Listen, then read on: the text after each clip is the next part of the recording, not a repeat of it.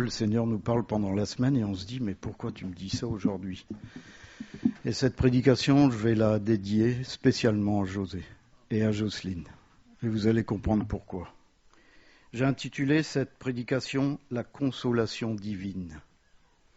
Je ne sais pas pourquoi, c'est peut-être un hasard, le hasard avec un grand D. On va prier. Merci Seigneur parce que c'est toi qui conduis tout par ton esprit. C'est vrai, comme a dit Jeannette, on n'a pas à juger ce que tu fais, ce que tu prévois. Seigneur, parfois tu nous fais passer dans des déserts. Mais Seigneur, tu nous emmènes à l'autre bord. Seigneur, je te loue parce que lorsqu'on te laisse conduire notre barque, Seigneur, c'est des merveilles que l'on voit s'accomplir autour de nous. Seigneur, que ta parole ce matin, par la puissance de ton esprit, puisse convaincre, puisse élever, puisse relever, Seigneur, ceux qui sont dans la douleur. Amen. J'aimerais qu'on prenne ensemble Genèse 41, ces 2 versets, et vous allez vite comprendre. Alors, Genèse 41, versets 50 et 52.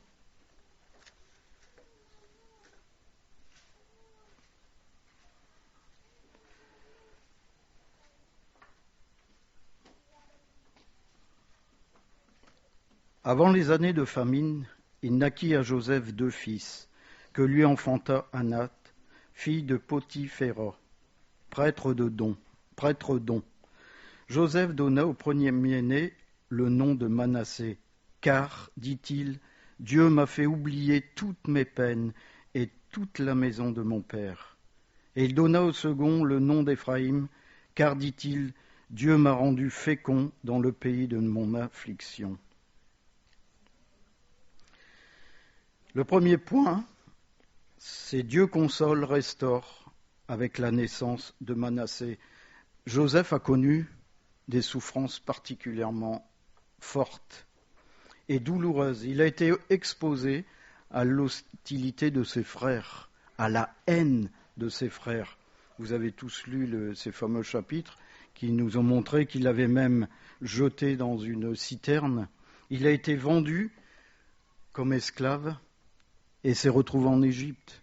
Là, il a été, au bout d'un certain temps, mis en prison, injustement. Il a même été oublié dans cette prison. Il a dû affronter l'adversité, il a dû affronter plein de choses et traverser énormément de douleurs. Néanmoins, quand on regarde l'exemple de Joseph, c'est encourageant, c'est très encourageant, parce que sa vie démontre une présence continue de l'Éternel près de lui. Il a toujours eu le secours de Dieu en toutes circonstances, même les plus défavorables. Joseph n'a pas été épargné, absolument pas par les difficultés. Pourtant, il aimait l'Éternel et il n'a pas été épargné. Il a vu la main de l'Éternel agir fidèlement dans toute sa vie. Et si on lit 1 Corinthiens chapitre 10 verset 13, on lit « Aucune tentation ne vous est survenue qui n'ait été humaine, et Dieu, qui est fidèle, ne permettra pas que vous soyez tentés au-delà de vos forces. Mais avec la tentation, il préparera aussi le moyen d'en sortir, afin que vous puissiez la supporter. » Dans le contexte ici de ce verset, l'auteur insiste sur le fait que les Corinthiens étaient soumis aux mêmes tribulations que ceux qui les entouraient. Ils souffraient les mêmes souffrances. Et le problème pour les Corinthiens, c'est que certains ne cherchaient même pas à éviter ces tentations. Certains ne cherchaient même pas à s'écarter de ces tentations. Mais beaucoup de l'église de Corinthe y cédaient. Et si vous étudiez bien Corinthe, vous allez voir ce que Paul a dû regimber, ce qu'il a dû dire contre ces Corinthiens, où on trouvait même des choses sales, de l'adultère. on a trouvé plein de choses. Et c'est triste. C'est triste, mais dans toute tentation, l'Éternel est présent avec nous. On l'a chanté tout à l'heure. Est-ce qu'on a donc conscience qu'il est présent à nos côtés? Pour en revenir au contexte qu'on a lu ce matin, dans le monde oriental, le choix d'un prénom n'est pas forcément lié à ce que les parents aiment bien. Oh, j'aime bien Grégoire, j'aime bien Pascal, j'aime bien José. C'est pas ça, non. Souvent, c'était lié au contexte, à leur cadre de vie, aux événements qu'ils étaient en train de traverser. Et bien sûr, ici, Joseph donne le nom à son premier-né, Manassé. Vous savez ce que ça veut dire, Manassé? Ça veut dire qu'il fait oublier. Manassé a fait oublier toutes les expériences malheureuses de Joseph. Il a été béni. Et en fin de compte, Joseph a donné simplement ce prénom parce qu'il voulait, au travers de cela, dire qu'il avait été guéri totalement par l'Éternel, qu'il avait été restauré totalement par l'Éternel, rien qu'en appelant son enfant. Tu m'as fait oublier. Et pourtant, quand on lit la parole, quand on lit Ecclésiaste, on trouve un verset qui dit « Il n'y a rien de nouveau sous le soleil ». Quand on regarde dans l'Ancien Temps, dans le moment antique, certains textes, on va voir que les gens souffraient autant qu'on souffre maintenant. Les gens ont traversé des choses peut-être plus difficiles qu'on les traverse maintenant. Mais c'est vrai, quand vous voyez avant les mères de famille pour faire la lessive, tout ce qu'il fallait faire, maintenant on appuie sur un bouton. Bon, je ne dis pas que c'est pas difficile, attention, parce qu'il faut trier le linge, changer les couleurs. Donc, il y a toujours les mêmes conditions, mais il y a une très grande différence, une énorme différence. C'est que l'évangile, la bonne nouvelle, qui est prêché réside dans la venue de Jésus-Christ, dans la venue du Sauveur, de celui qui est venu pour le pardon des péchés, d'une délivrance profonde de l'esclavage au péché, du rétablissement du corps dans la santé, mais aussi de la consolation dans les afflictions, la joie en lui. Il remplace toutes les afflictions par une joie, par vraiment le fait de se sentir en paix, même si l'on traverse des choses difficiles. Et j'aimerais citer ce verset à José. José en parle souvent et il est un petit peu révolté. Et je ne sais pas s'il a bien fait attention, parce qu'ils disent, parfois, quand on le dit dans certaines églises, il s'arrête à ce moment-là. Mais Jésus s'est arrêté à ce moment-là. En Luc, chapitre 4, versets 16 à 20. Il se rendit à Nazareth, on parle de Jésus bien sûr, où il avait été élevé. Et, selon sa coutume, il entra dans la synagogue le jour du sabbat. Il se leva pour faire la lecture et on lui remit le livre du prophète Ésaïe. L'ayant déroulé, il trouva l'endroit où il était écrit « L'Esprit du Seigneur est sur moi ». Parce qu'il m'a oint pour annoncer une bonne nouvelle aux pauvres. Il m'a envoyé pour guérir ceux qui ont le cœur brisé, pour proclamer aux captifs la délivrance et aux aveugles le recouvrement de la vue, pour renvoyer libres les opprimés, pour publier une année de grâce du Seigneur. Ensuite, il roula le livre, le remit au serviteur et s'assit. Tous ceux qui se trouvaient dans la synagogue avaient les regards fixés sur lui. Ce passage est tiré d'Ésaïe 61, versets 1 et 2. Alors, il faut savoir que dans cet épisode-là, Jésus a donné que le verset 1. Il s'est arrêté avant celui qui parle de la vengeance de Dieu. Il avait une raison pour s'arrêter avant de parler de la vengeance de Dieu. Parce qu'il dit, il ajoutait plus loin, « Aujourd'hui, cette parole de l'Écriture que vous venez d'entendre est accomplie. » Il était en train d'expliquer à ceux qui étaient devant lui que le Messie, c'était lui. Et il était venu sur terre pour délivrer les captifs du péché. Mais il était venu sur terre également pour mettre en place le royaume de Dieu. C'est pour ça qu'il ne pouvait pas parler de la vengeance de Dieu. Il était, lui, le oint.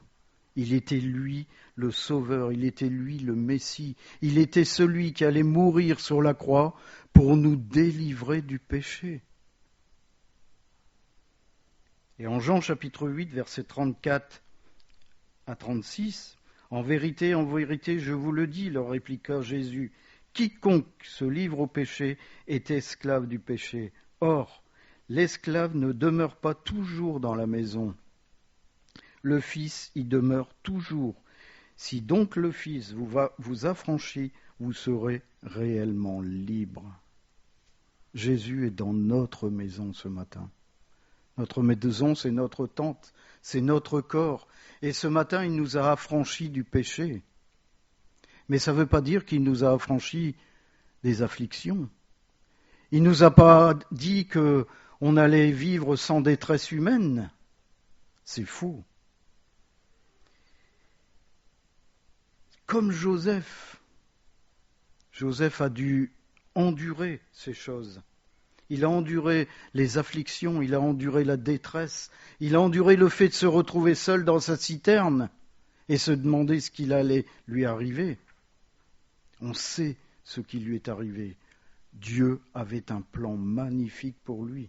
Ce matin, Dieu a un plan magnifique pour chacun d'entre vous. Mais, comme Joseph, on a à expérimenter la guérison. Cette guérison divine, cette guérison qui vient de l'Éternel. Beaucoup peut-être sont accablés, sont bloqués par ces afflictions. Ils sont complètement, rétrogrades à l'Éternel, parce qu'ils pensent, mais pourquoi ça m'arrive à moi? Pourquoi c'est si difficile? Mais la parole ne nous dit jamais qu'on ne va jamais traverser la tempête. Je vous rappelle que même Jésus était au fond de la barque et pourtant une tempête énorme est arrivée. C'est pas parce que Jésus était dans la barque qu'ils n'ont pas connu la tempête. Ils ont connu la tempête. La seule différence, c'est qu'à un moment donné, Jésus était en capacité de se lever dans la barque et de faire taire cette tempête. Ce matin, c'est ce qu'il veut faire dans vos vies. Il veut se lever dans votre barque et faire cesser les afflictions, faire cesser les tempêtes, faire cesser ces troubles. Le gros danger, c'est de compter sur nous-mêmes, compter sur nos capacités, compter sur notre intelligence pour s'en sortir, alors que le Seigneur est disponible. Dans la barque, le Seigneur est disponible. Jésus a fait une réflexion. Où est votre foi? Est-ce qu'on a la foi ce matin de savoir que Jésus est capable de faire taire toute chose? Est-ce qu'on a cette foi-là? Le psaume 84 est puissant pour expliquer ces choses-là. Psaume 84, versets 5 à 7, « Heureux ceux qui placent en toi leur appui. Ils trouvent dans leur cœur des chemins tout tracés. Lorsqu'ils traversent la vallée de Baca, ils la transforment en un lieu plein de sources.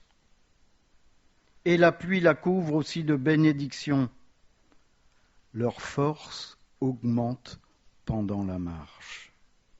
Et ils se présentent devant Dieu à Sion. Leur force augmente pendant la marche. » Plus on s'approche de l'Éternel, plus on devient fort. Plus on est dans la présence de l'Éternel, plus les terrains arides sont couverts de pluie. Ça veut dire que plus nos vies sont couvertes de bénédictions. La main de Dieu ne s'appesantit pas sur nous, mais elle nous relève. Il faut tester ces choses. Il faut vraiment tester la présence de Dieu dans notre vie. Et pour cela, il nous invite à capituler, réellement capituler, à renoncer à vouloir diriger notre vie. Vous savez, tant qu'on va vouloir tenir le petit gouvernail de notre barque, on n'est pas prêt de trouver le chemin. Le jour où on dit, mais Seigneur, pose ta main sur mon gouvernail, je te laisse faire, moi je vais à l'avant du bateau et je te regarde me diriger. Ça paraît facile, mais il y a toujours ce moi qui est là et qui nous empêche de le faire. Il y a ce moi, il y a la religiosité, il y a plein de choses qui nous aveuglent et qui nous empêchent de voir que le Seigneur est là. Et il ne nous force pas. Si tu ne veux pas, je ne le fais pas.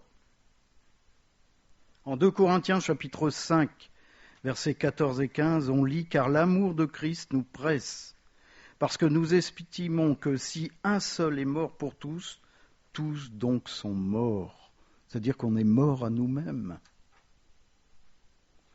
Et qu'il est mort pour tous, afin que ceux qui vivent ne vivent plus pour eux-mêmes.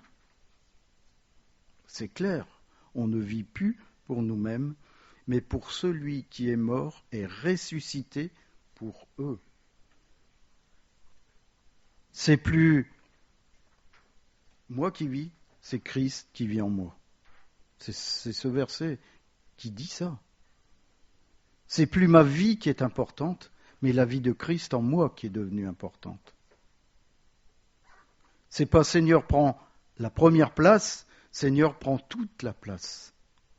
C'est ça, c'est vraiment le renoncement à soi-même.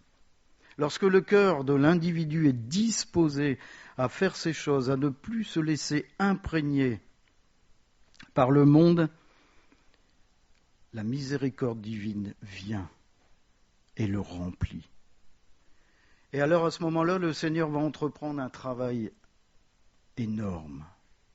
Il va nous vider pour prendre sa place. Cette place qui lui a toujours été due, parce qu'il est mort pour cela.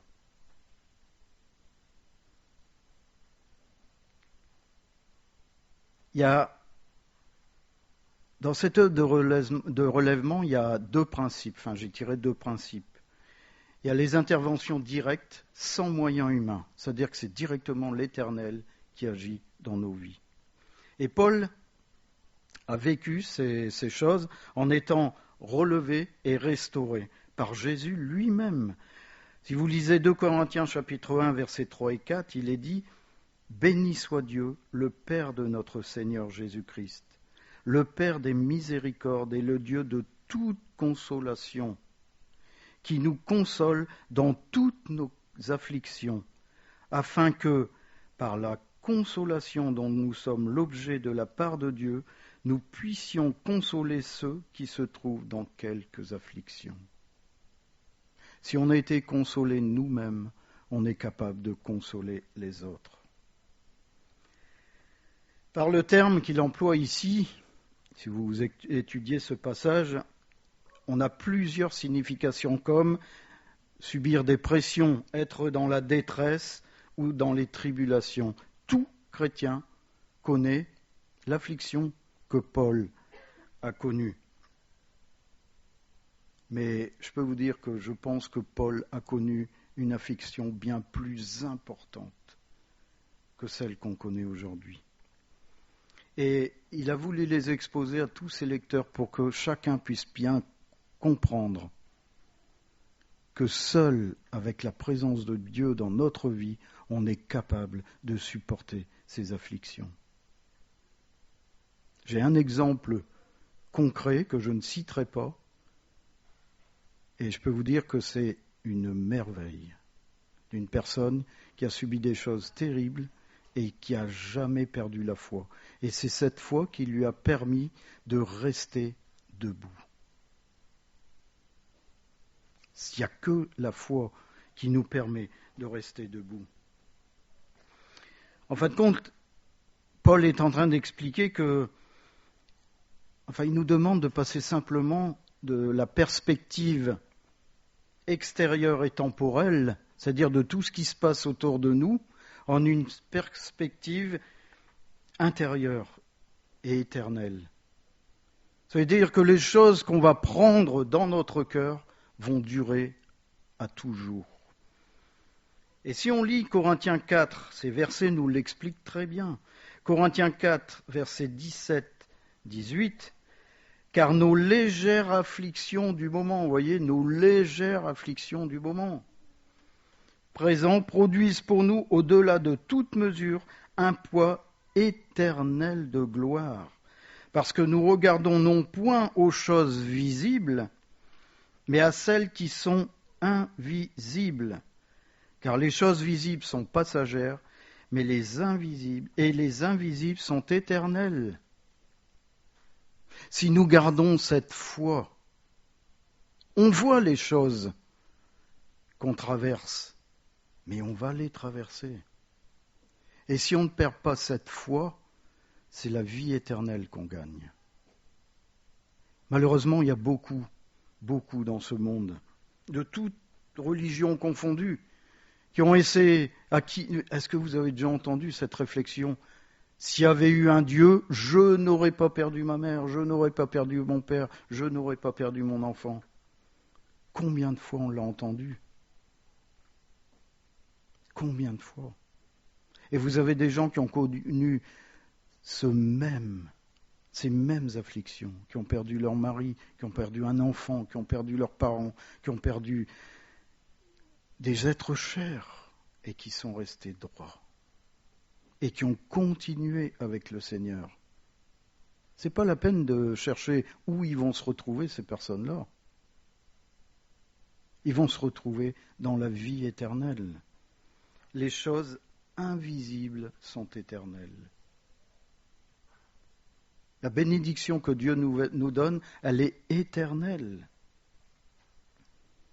Et Paul a fortifié la foi de ceux qui l'entouraient par ses prières. Il a prié pour eux afin que la consolation d'en haut, la consolation divine, s'accomplisse pour ceux dont il était entouré. David également était au bénéfice d'une restauration puissante qui venait directement de l'Éternel. Au travers simplement, vous allez dire simplement, mais au travers de sa communion avec l'Éternel, il était constamment avec l'Éternel. Et il a été restauré. Pourtant, il a commis un meurtre. L'Éternel lui a pardonné. Et Jésus donne une promesse qui est magnifique. Et j'espère qu'on va ce matin se l'attribuer, cette promesse. Elle assure en fin de compte la bénédiction pour les affligés.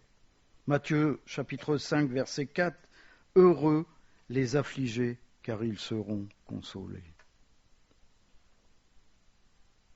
Quoi que vous ayez fait, quoi que vous subissiez, Jésus vous console.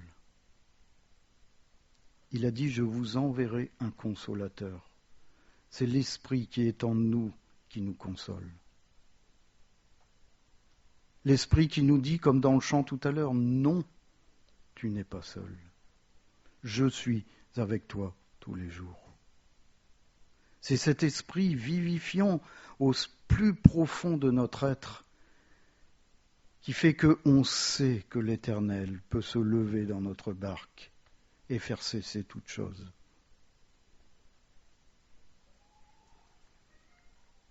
On n'a pas à rester inactif, on doit manifester sa foi.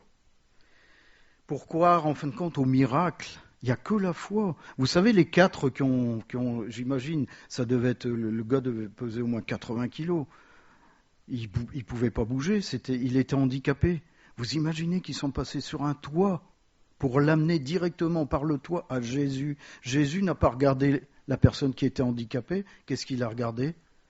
La foi des 4 autres qui l'ont transporté. Et il a guéri l'handicapé parce qu'il a vu la foi des autres. Ce matin, le Seigneur regarde notre foi. On a notre part là-dedans. On a chacun notre part. On doit rechercher le Seigneur de tout son cœur. De tout son cœur. Comment on le recherche ce matin ? On doit favoriser une communion authentique avec lui. C'est pas son petit chapitre qu'on lit, peut-être, pour se dédouaner de ne pas lire la parole de Dieu. Mais c'est vraiment prendre la parole et la poser sur son cœur. Seigneur, parle-moi ce matin. Parle-moi ce midi. Parle-moi ce soir. Parle-moi en tout temps. Et le Seigneur va le faire. Et on va être étonné parce que on va dire des choses et les gens vont nous dire, tiens, c'est bizarre que tu me dises ça, ça me fait du bien parce qu'il y a ça et ça qui ne va pas dans ma vie. C'est parce que l'Esprit qui est en vous va parler au cœur de la personne qui est devant vous. L'Esprit de Dieu sert à ça. Communiquer l'amour de Dieu.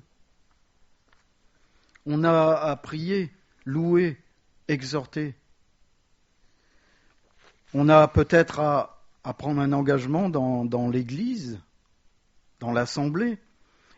En fin de compte, on ne s'aperçoit peut-être pas que tous ces moyens sont des moyens thérapeutiques que l'Éternel emploie pour nous restaurer, pour nous consoler, pour nous guérir. Vous savez, il fut un temps, j'étais pas ici tous les dimanches. Il fut un temps, j'étais ici tous les mois et demi, quand je faisais un autre métier. Mais je peux vous assurer que quand je revenais au bout du mois et demi, quand je rentrais dans cette salle, enfin c'était encore rue de Queue de Saint-Hilaire, je me sentais sale. Je me sentais sale parce que je n'avais pas eu cette communion. Je n'avais pas eu ces mots avec mon Sauveur. Parce que y avait le monde, parce qu'il y avait le travail, qu'il y avait plein de choses. Et en fin de compte, je me suis aperçu que l'Église, c'était le moyen thérapeutique que l'Éternel avait choisi pour moi, pour me lancer sur la voie.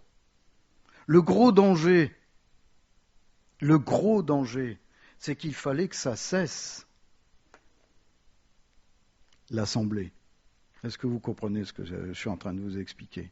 Ça veut dire que moi, je n'ai pas besoin de l'Assemblée pour parler au Seigneur, pour étudier la parole. Il y a eu ce temps de confinement et malheureusement, on a perdu beaucoup de monde.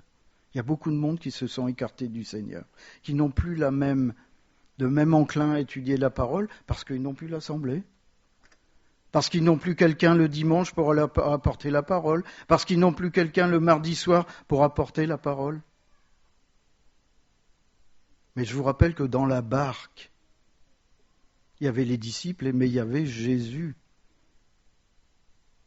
Et quand il y a eu l'affliction, il y avait Jésus qui était présent. Et qu'est-ce qui se passerait si Jésus n'est plus dans la barque ?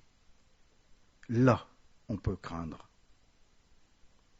Et c'est le problème de nos générations aujourd'hui, c'est que malheureusement, beaucoup ont besoin d'une église. Je ne suis pas en train de vous dire que l'église, c'est pas bien.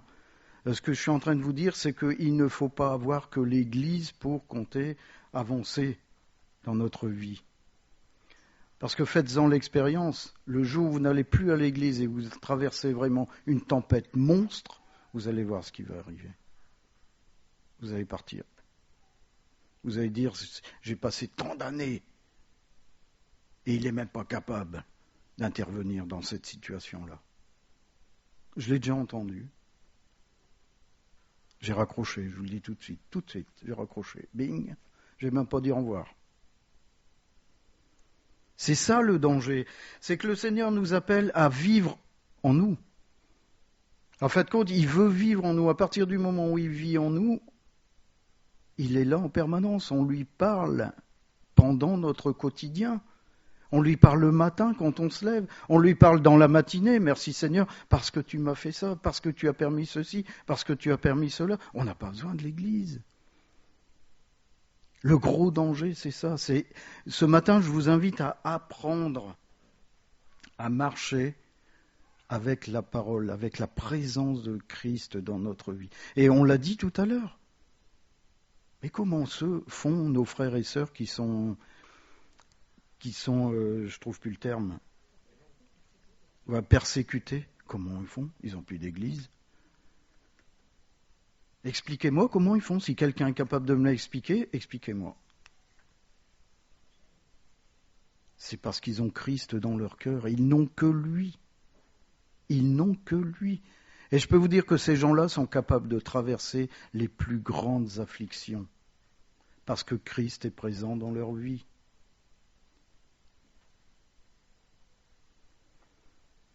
Il faut reconnaître aussi que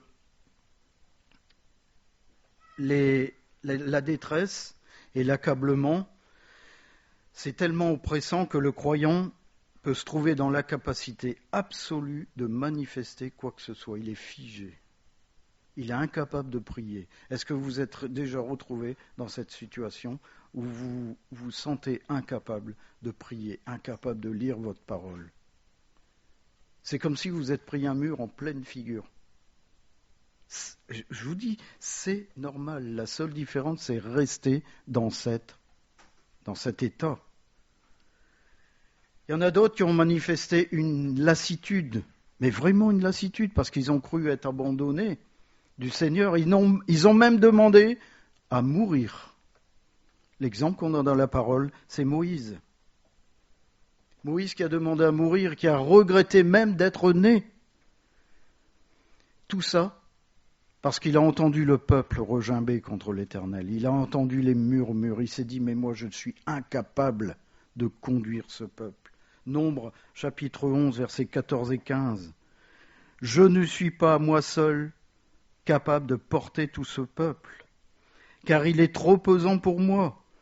Plutôt que de me traiter ainsi, tue-moi, je te prie. Il demande à l'Éternel de le tuer. Si j'ai trouvé grâce à tes yeux et que je ne vois pas mon malheur. Il demande à l'Éternel de le tuer parce qu'il est complètement accablé par la situation, par cet oppressement, par cette détresse de ne pouvoir conduire le peuple.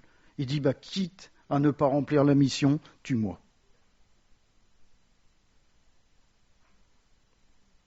C'est dans ces conditions, alors que l'homme est totalement démuni, que l'homme semble avoir sa foi éteinte, que le Seigneur agit avec puissance et opère une restauration complète. C'est au moment où on ne se débat plus. Voilà. Tant que l'on se débat, l'Éternel n'agira pas. Le jour où on pose les armes, le jour où on dit Seigneur, je n'en peux plus, agis. Il va agir. Il va agir d'une façon puissante et il va opérer une restauration. La restauration selon sa pensée, la nouvelle naissance. Tant qu'on va se battre, tant qu'on va refuser, tant qu'on va dire je suis pas capable, si tu n'es pas capable, laisse-moi faire. Et il va le faire. Il va restaurer. Le deuxième point, c'est les interventions indirectes. C'est-à-dire que Dieu intervient au travers de personnes. Paul a vécu ça. Il a été secouru directement par le Seigneur au travers d'autres personnes. Il a exprimé ce fait, cette consolation divine au travers d'intermédiaires. Et cela s'est produit lorsque Timothée et Tite sont revenus lui apporter de bonnes nouvelles. 2 Corinthiens chapitre 7, versets 6 et 7. Mais Dieu qui console ceux qui sont abattus nous a consolés par l'arrivée de Tite, et non seulement par son arrivée, mais encore par la consolation que Tite lui-même ressentait à votre sujet. Il nous a raconté votre ardent désir, vos larmes, votre zèle pour moi, en sorte que ma joie a été d'autant plus grande. Il a été consolé parce que Tite et Timothée lui ont dit, et ça l'a mis dans la joie.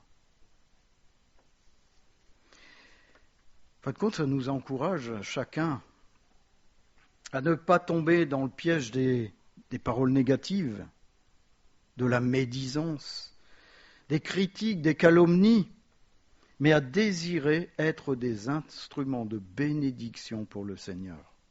Est-ce qu'on veut ça ce matin pour notre vie? Est-ce qu'on veut être celui qui va relever au lieu de celui qui va être accablé? Est-ce qu'on veut donner des paroles valorisantes à ceux qui nous entourent, à ceux qui sont dans la détresse? Est-ce qu'on veut donner des conseils inspirés, pas par nous, mais par le Saint-Esprit? Le Seigneur l'Éternel m'a donné une langue exercée pour que je sache soutenir par la parole celui qui est abattu. Il éveille chaque matin, il éveille mon oreille pour que j'écoute comme écoutent des disciples. En Ésaïe 50, verset 4. Paul a été très efficace dans son ministère. Il a apporté beaucoup de choses à sa génération. Mais il a eu souvent besoin des autres, de ceux qui l'entouraient. Il a été confronté à ses limites. Il a été confronté aux exigences du monde, à ses imperfections, à ses défaillances. Et en Acte 14, verset 20, on lit « Mais les disciples l'ayant entouré, il se leva et entra dans la ville. Le lendemain, il partit pour Derbe avec Barnabas. » Si vous lisez le verset 19, le verset qui est avant, on s'aperçoit que Paul venait d'être lapidé. Il venait d'être lapidé parce qu'il annonçait la bonne nouvelle. Et il a remarqué une chose, c'est que les disciples ont été d'une bienveillance avec lui incroyable. Et ça lui a donné de la force. Ça lui a donné la force de se relever et de continuer. Et il est reparti. Il s'est levé, il est reparti. Dans le cas d'une église, lorsqu'il y a une communion fraternelle et que celle-ci est manifestée, la consolation et la restauration va s'exprimer d'une façon puissante. C'est-à-dire lorsqu'il n'y a plus de division, lorsqu'il n'y a plus de clans, lorsqu'il n'y a plus de médisance, lorsqu'il n'y a plus toutes ces choses qui font que l'esprit n'agit plus. Que l'esprit n'y est même plus présent. Et le gros danger, c'est ça, c'est que l'Église est vide de Dieu. Par les comportements. Mais lorsque cette communion fraternelle est manifestée, des temps de rafraîchissement viennent. Des temps de visitation, des temps de relèvement par des paroles douces comme l'esprit.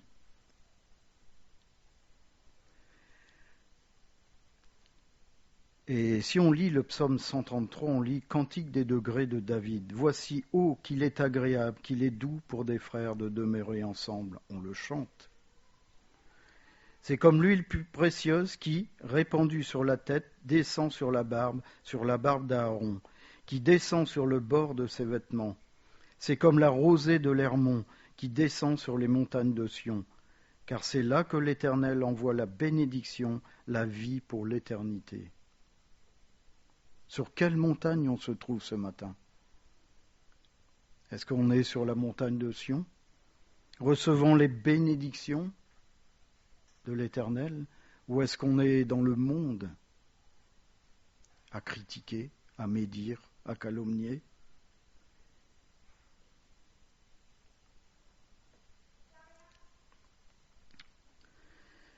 Le deuxième point, c'est que lorsque l'Éternel guérit, il les guérit de façon profonde. Le résultat extraordinaire de Joseph n'a pas été dans ses capacités à se guérir lui-même de ses traumatismes, mais le fils de Jacob mentionne que c'est l'Éternel qui l'a guéri et qui lui a permis d'oublier ses souffrances. En Genèse 41, verset 51, Joseph donna au premier-né le nom de Manassé, car, dit-il, Dieu m'a fait oublier toutes mes peines et toute la maison de mon père. Quand on est exposé à la souffrance, bien souvent ce qui se passe, c'est qu'on va enfouir cette souffrance au plus profond de notre être. Et ça devient une blessure. Et ça devient une blessure ouverte en permanence. Elle est en permanence au fond de notre cœur. Peut-être on l'a fait inconsciemment, peut-être on l'a fait consciemment. Mais cette blessure est toujours présente. Et peut-être que ça nous permet, je dis peut-être, de nous protéger. Peut-être que ça nous permet de surmonter les difficultés. Il y a une seule différence, c'est que cette blessure va faire des dégâts. Et souvent, elle ne fait pas des dégâts les jours qui suivent, les mois qui suivent, mais elle fait des dégâts des années après. Des années après. Parce que peut-être que cette blessure, peut-être que cette souffrance est liée à un manque de pardon. Peut-être que cette souffrance est liée à un comportement qu'on a eu et qu'on essaie nous-mêmes d'enfoncer au plus profond de notre être. Le comportement y est toujours, la blessure y est toujours, le manque de pardon y est toujours. On a beau prier, et le Seigneur nous dira, mais je pardonne, mais est-ce que toi tu pardonnes ? Et quand vraiment l'Esprit nous touche, des années après, c'est là où on s'effondre. Parce qu'on s'aperçoit qu'on n'a pas pardonné.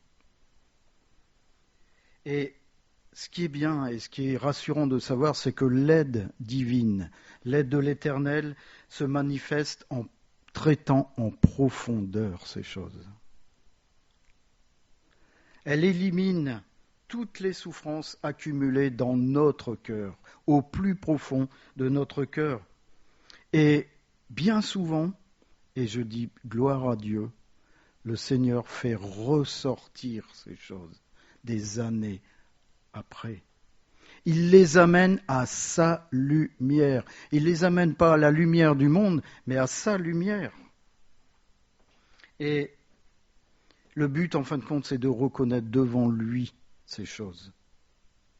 Et de lui laisser, dans la foi, de savoir qu'il va les prendre et les brûler. 1 Pierre chapitre 5, versets 6 et 7. Humiliez-vous donc sous la main puissante de Dieu, afin qu'il vous élève au temps convenable, et déchargez-vous sur lui de tous vos soucis, car lui-même prend soin de vous. Voilà ce qu'il faut faire.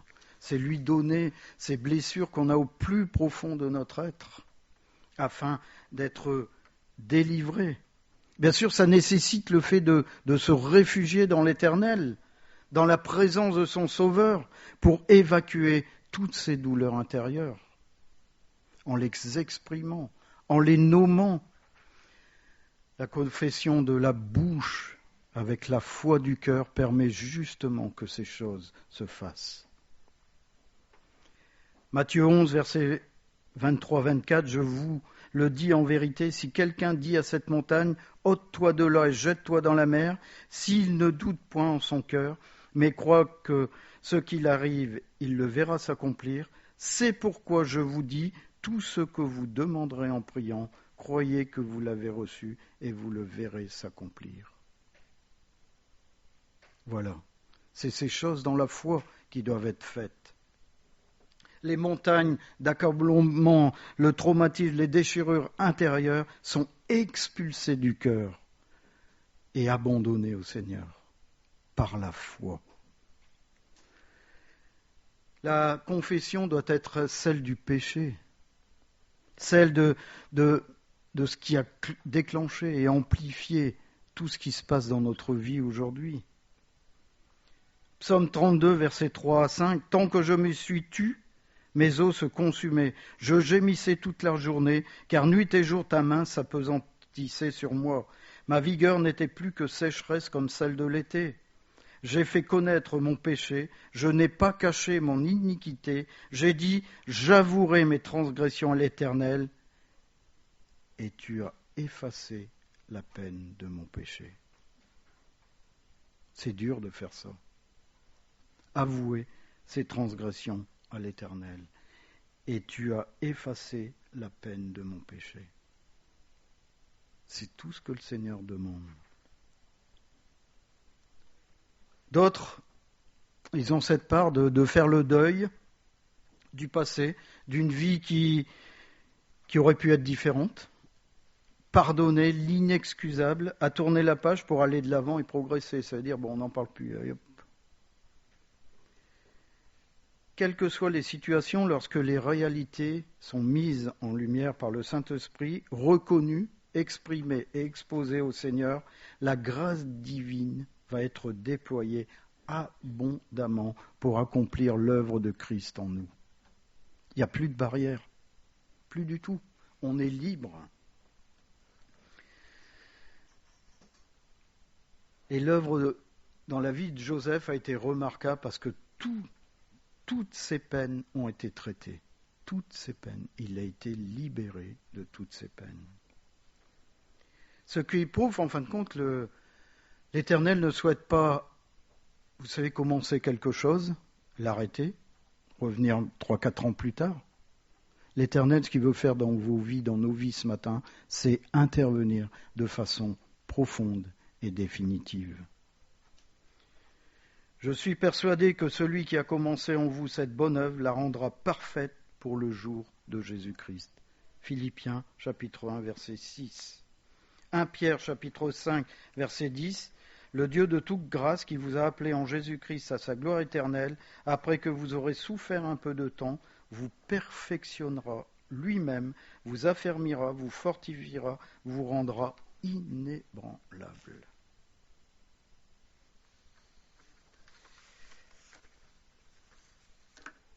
J'en arrive pratiquement à la fin.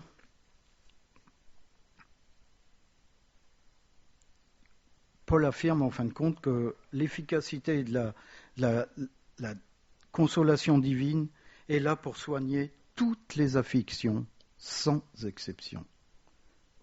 Tous les traumatismes, tout ce qu'on traverse de difficile. 2 Corinthiens chapitre 1, versets 3 et 4. Béni soit Dieu, le Père de notre Seigneur Jésus-Christ, le Père des miséricordes et le Dieu de toute consolation, qui nous console dans toutes nos afflictions, afin que, par la consolation dont nous sommes l'objet de la part de Dieu, nous puissions consoler ceux qui se trouvent dans quelques afflictions. Connaître la puissance de la consolation.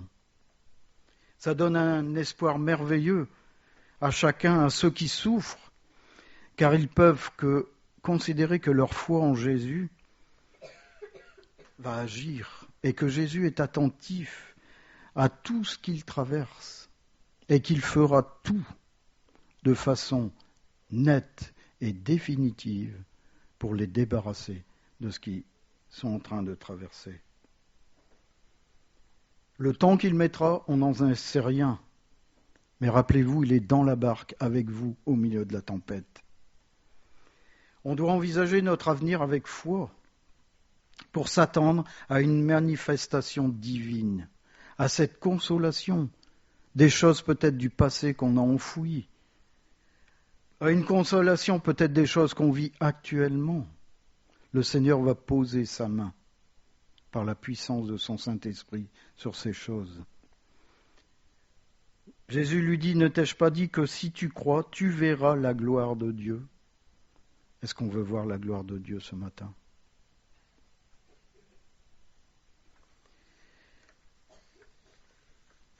Je vais conclure ici.